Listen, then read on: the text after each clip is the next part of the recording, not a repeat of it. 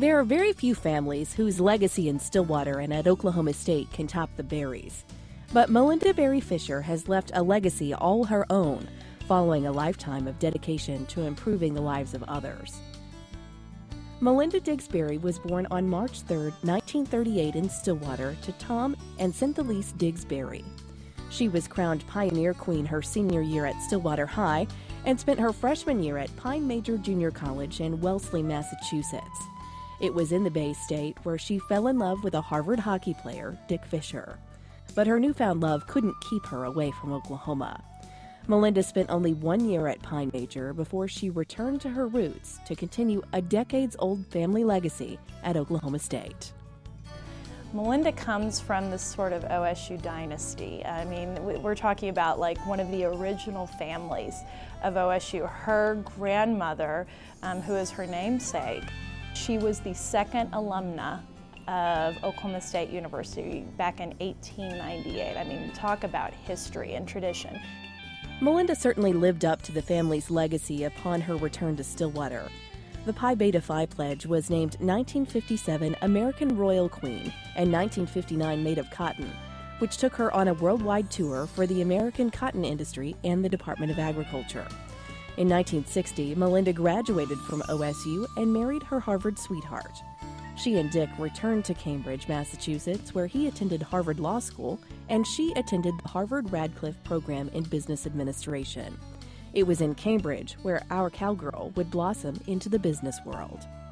She is definitely the taskmaster, but I say she comes by that honestly because she is a woman who's really ahead of her time, I think, and she is a woman who is a pioneer in the business world and in her own life, and she does that succinctly and creatively. In 1963, the Fischers moved to Rochester, New York, a place they would call home for the next 32 years. Malinda immersed herself into the Rochester community in her first role as a consultant for organizational management and development. Malinda and Dick Fischer moved in, were embraced immediately, and instantly became part of the fabric of this community. They were both from away, and they got the feeling and the fabric of this community, and they just wove themselves tightly right into it. Malinda's prowess in the business world was quickly noted. She was the first woman named to the Chase Manhattan Bank Rochester Division Board and was also instrumental in developing one of the first rape victim evidence kits in the country while serving on the board of Planned Parenthood. Malinda served on more than 24 boards in Rochester, including the board of the Al Sigl Center, where she worked to support independent agencies in a common goal of improving the community. She walked in the door, she moved right in, and we were never the same thereafter. And Malinda Fischer is one of those people who looms very large in our history, is just a huge part of who we are, and has left us just a beautiful legacy. Malinda's efforts were recognized time and time again by the citizens of Rochester whose lives she worked to improve.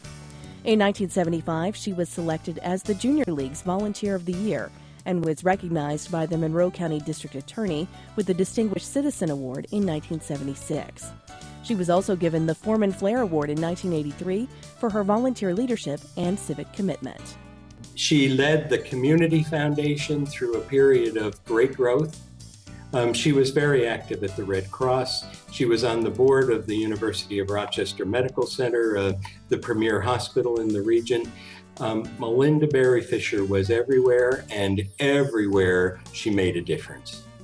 In 1995, Malinda experienced a second homecoming when she returned to Stillwater as president and CEO of Thomas N. Berry & Company, which was founded by her grandfather, father, and uncles in 1937.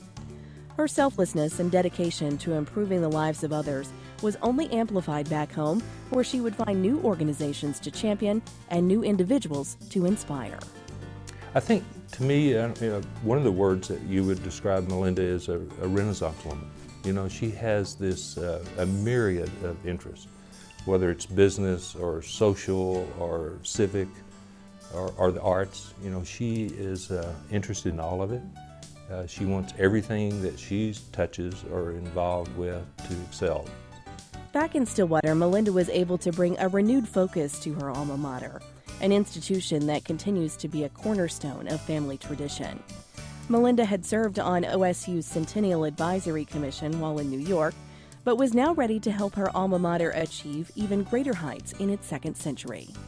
When I first met her, I remember thinking that, and listening to her and thinking, you talk about somebody that's a complete package. And she is the complete package. She has the intelligence, she has the passion for OSU, just absolutely personifies what you want to be in a human being. Malinda served on the OSU Foundation Board of Trustees for 10 years and was the first woman to hold the positions of interim CEO and president in 2004. She also served as chairman in 2005. She guided the foundation through a tumultuous period of reconstruction, leaving her brand of success on the thriving organization we know today. I've worked with a lot of passionate people in the jobs that they did, and Malinda is the most qualified person that I've ever worked with in my life. In honor of her father, Malinda established a professorship in water research and management at OSU. She also endowed an Arts Faculty Award in honor of her mother and her maternal grandmother. For her service to the university, the OSU Foundation named its gallery after the pioneering alumna who recognized that wealth was not the only gift she could afford her alma mater. But the main thing that she has given is of her work and her wisdom, and those are the really important things that Malinda has given to OSU. Malinda and Dick remain active in the university and community circles in Stillwater and enjoy spending time with their 2 children and 3 grandchildren. Malinda remains president of Thomas N. Berry & Company, as well as Marietta Royalty Company. For Malinda Berry Fischer, it was a family legacy that brought her home to create a lasting legacy of her own, one that all those who wear orange can be proud of. I think Malinda has quietly dedicated so much of herself to this university for so long. And I think that she's a beautiful, selfless model of Oklahoma State University and the type of person that defines us.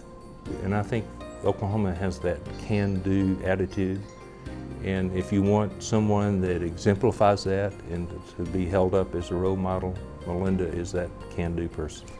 Malinda Fischer should be in everyone's Hall of Fame. She's the real deal. She has done an extraordinary job of representing OSU. And whenever I see Malinda, I say, hello, lady, because that's what Malinda is. She is a lady in every meaning of the word, and she is a lady for Oklahoma State University.